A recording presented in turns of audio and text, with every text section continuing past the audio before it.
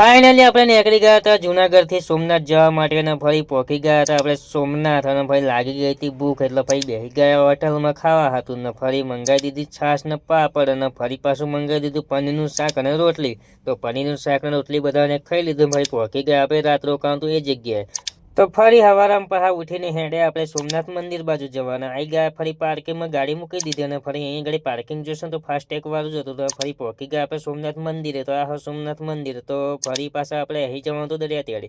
તો દરિયા તેડે જવા માટે તમને અહીં ગાડી 5 રૂપિયાની ટિકિટ લેવી પડે. તો 5 રૂપિયાની ટિકિટ લઈને ફરી અમે બધા નીકળી ગયા દરિયા તરફ જવા માટે. તો મંદિરની અંદર ફોન અલાઉ નહીં, તો તમે આવો તો પાછા વિડીયો ઉતાર ફોન ના લઈ જતા. ફરી અમે દરિયા તરફ પાછા જવાનું ચાલુ કર્યું. મસ્ત મજાનું અહીં ગાડી વ્યૂ હતું ને પબ્લિક પણ ખાસી બધી હતી. તો તમે જોઈ શકો છો વિડીયોની અંદર. ફરી પાછા અમે આ જોઈ લીધું ઊંટ, પણ ઊંટના તાજ છૂલે પેલા કઈ ખબર નહીં પડી. ફરી પાછા આવી ગયા આપણે મંદિરની નજીક.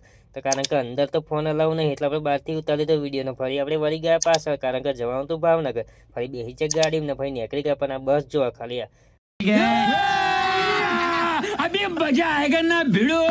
ફાઇનલી બસ જોઈને આપણે આગળ નીકળી ગયા. મને અહીં ગાડી ખાલી પાર્કિંગની સુવિધા એટલી જોરદાર હતી. તો ફરી નીકળી ગયા આપણે ભાવનગર જવા માટે. તો ભાવનગર વાળો ભાગ આવશે તો જોવા માટે ફોલો કરતા જજો.